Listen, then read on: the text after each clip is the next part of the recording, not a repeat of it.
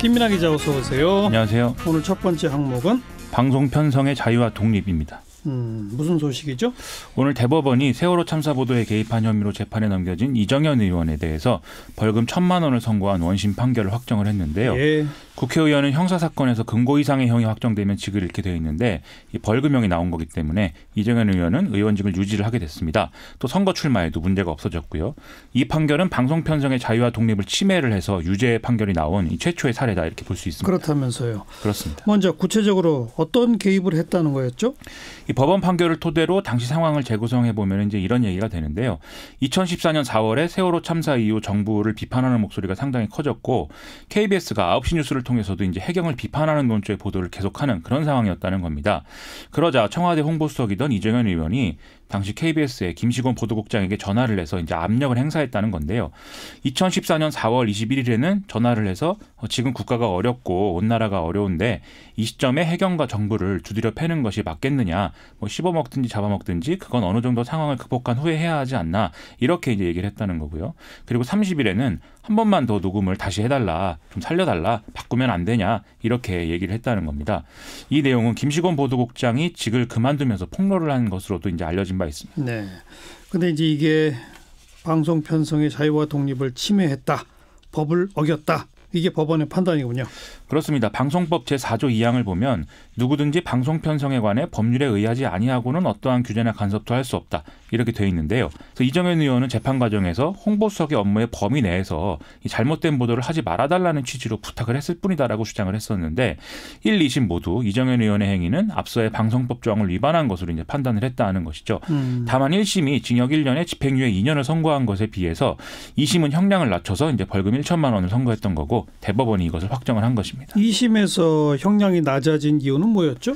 이정현 의원이 자신의 행위를 청와대 홍보수석의 관행으로 생각을 해서 좀 범죄였다는 인식을 좀 부족했다 이런 걸로 이제 보이고 예. 해경이 구조작업에 전념토록 하려는 이런 좀 목적이 있었던 점이 고려됐다는 겁니다.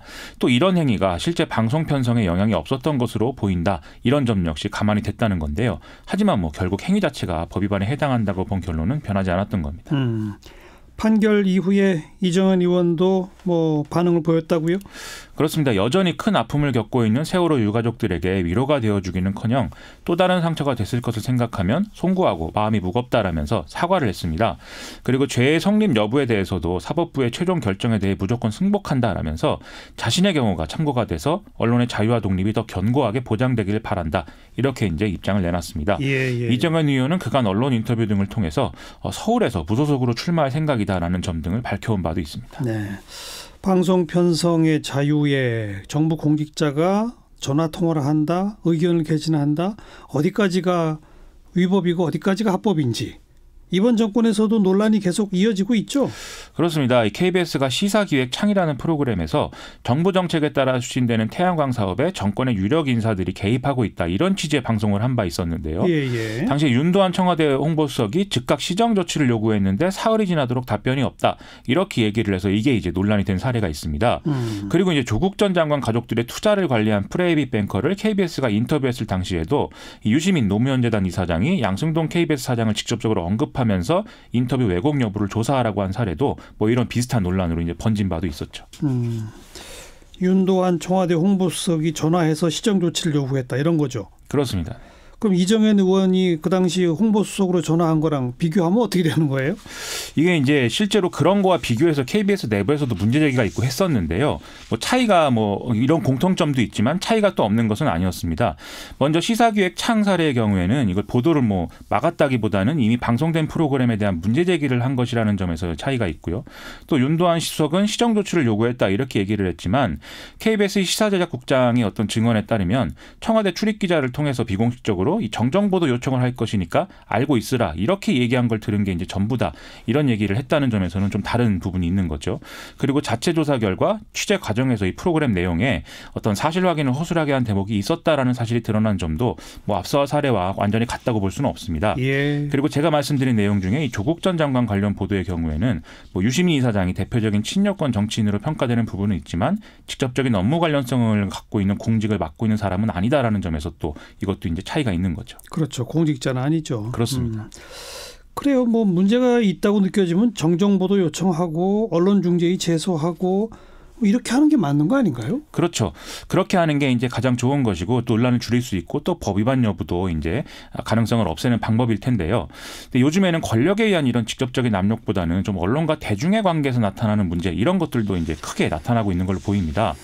사람들이 이렇게 언론 보도에 대해서 적극적인 불만을 제기하는 것의 어떤 배경에는 당연히 이제 언론이 제대로 사실을 보도하지 않고 또 심지어 특정 정치 세력과 결탁을 해서 의도적으로 왜곡을 하는 사례가 있기 때문인 게 사실인데요. 하지만 또 사람들의 문제 제기 내용 중에는 어떤 정파적인 판단의 결과로 보이는 것이 있는 경우도 없지 않은 거거든요. 예. 그래서 이런 것들에 대해서도 뭐 사람들을 뭐 탓한다 뭐 이런 것보다는 언론을 대상으로 한 시민운동 등을 통해서 언론 개혁을 제대로 할 수 있는 여건을 만드는 게 필요할 것 같고 또 언론 스스로가 언론의 방식으로 각자의 보도 내용을 비평하고 그 결과를 대중과 공유하는 것에 어떤 사명감을 갖는 일도 꼭 필요할 것 같습니다. 그래서 좀 이런 배경을 바탕으로 해서 좀 건강한 언론 생태계가 만들어져야 권력에 의한 어떤 언론 보도의 개입 이런 것도 더 확실하게 차단할 수 있는 배경이 될 수 있을 것 같습니다. 자, 시사뵙기 두 번째 항목은요? 미국 진보의 분열입니다. 왜요? 이 미국 민주당 경선이 지금 막 진행이 되는 상황인데요. 엘리자베스 워런 상원의원이 과거 버니 샌더스 상원의원에게 이제 여성은 대선에서 승리할 수 없다는 발언을 들었다 이렇게 주장을 해서 지금 계속 파장이 일고 있습니다.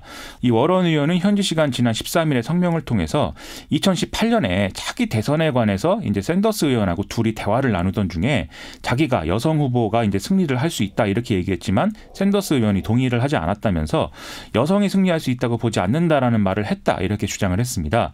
여기에 대해서 샌더스 의원은 터무니없는 얘기다라면서 여성이 2020년 대선에서 승리할 수 있다고 보느냐고 묻는다면 당연히 그렇다고 답하겠다 이렇게 반론을 제기했는데요. 그러면서 힐러리 클린턴 전 국무장관도 2016년 트럼프의 대통령보다 300만 표를 더 얻지 않았느냐라고 덧붙이기도 했습니다. 2018년에 나눈 대화에 대해서 서로 입장이 엇갈리는 거네요. 그렇습니다. 네. 그리고요 또. 이게 이제 이 현지 시간 14일 CNN이 중계하는 TV 토론에서도 이제 이 논란이 이어진 건데요. 민주당 대선 이제 경선 후보 간 토론회인 건데 이 자리에서 워런 의원이 여성도 트럼프를 이길 수 있다라면서 토론회에 참석한 다른 남성 후보들을 좀 공격하는 이런 국면이 있었습니다. 예. 그러자 샌더스 의원이 여성 대통령에 대해서 자기가 회의적인 어떤 발언을 한 바는 없다라고 재차 해명을 한 이런 발언을 했는데 그러자 워런 의원은 샌더스 의원은 자신의 친구이고 싸우려고 여기 나온 게 아니다라고 얘기를 하면서 이 샌더스 의원의 해명은 좀 궁색해지는 이런 분위기가 형성이 됐습니다. 하지만 토론회가 끝나고 워런 의원이 샌더스 의원의 악수를 거부하는 상황이 또 이어지면서 파장이 또 이어지고 있는 상황입니다. 악수는 왜 거부했대요? CNN은 당일 토론회에서 공개되지 않았던 그 순간에 둘 사이의 대화를 또 공개를 했는데요. 워런 의원이 샌더스 의원을 향해서 당신이 나를 전국 방송에서 거짓말쟁이로 부른 것이다 이렇게 항의를 했는데 샌더스 의원이 무슨 말이냐 이러지 말자 대화하고 싶으면 나중에 하자 이런 대화를 서로 이제 두 차례가량 이제 반복해서 나누는 그런 내용이었습니다. 결국 공식적인 토론회 자리에서는 이제 충돌을 자제했지만 워런과 샌더스 사이의 이 문제로 상당한 갈등이 증폭되고 있다. 이 점이 드러난 것이죠. 네. 또 진실 게임도 바탕에 있네요. 그렇습니다. 근데 이 진실 자체는 이제 두 사람만 알겠죠. 두 사람 사이의 사적인 대화에서 나온 얘기이기 때문에 하지만 이 문제가 정치적 파괴력을 계속 키워가고 있는 상황. 이 배경엔 크게 두 가지 점이 이제 작용하고 있다고 봐야 되겠는데요. 첫째는 워런과 샌더스 둘 다 이 민주당 경선 참여 후보 중에서도 가장 왼쪽에 있는 인물들로 지금 분류가 되고 있다는 겁니다. 따라서 진보적 유권자층의 표도 둘로 나눠져 있는 이런 국면인데요. 민주당 지지층은 2016년 대선 패배 요인 중 하나를 이 진보적인 유권자층의 분열로 이제 보고 있기 때문에 두 사람이 어떤 사생결단을 하고 싸우는 그런 그림을 지금 원하지 않는 상황입니다. 그래서 이 두 사람은 모두 진보 후보라는 동맹을 유지할 것을 요구받고 있으면서 동시에 이제 경쟁을 하지 않을 수도 없는 이런 처지인 거죠. 그렇죠. 실제 샌더스 지지자들은 워런 의원에 대해서 기득권이고 엘리트주의자다 이런 공격을 계속하고 있는 건데 워런 의원은 지금 상황을 이제 동맹을 깨는 책임을 지지 않으면서도 상대에 타격을 입힐 수 있는 그런 국면으로 또 가져가고 있는 셈입니다. 또 두 번째 요인은요? 민주당 경선에서 여성표가 어디로 가느냐 이것에 따라서 향방이 크게 이제 달라질 수 있다. 이 점을 볼 수 있다는 건데요. 이 소위 유리천장 문제라는 것은 여전히 민주당 지지 여성 유권자층에 있어서는 매우 민감한 문제입니다. 14일 토론회에 나온 후보들의 성별 분포를 봐도 남성 후보가 4명인데 비해서 여성 후보는 워런 의원 포함해서 2명에 불과했다. 이 점도 이제 이 문제를 보여주는 거 아니겠습니까? 그래서 이 상황 자체가 이제 유리천장을 보여주는 거고 또 2016년 이제 그 대선 결과가 힐러리 클린턴이 트럼프에 패한 것이기 것이기 때문에 이번에 여성 후보가 트럼프 재선을 막아줬으면 하는 그런 바람이 지금 커져 있는 것도 사실인 거거든요. 이런 맥락 때문에 이번 일의 파괴력은 좀 커질 수밖에 없는 것 같고 앞으로도 이 논란은 계속 이어질 것 같습니다. 여기까지 수고하셨어요. 고맙습니다. 김민아 기자였어요.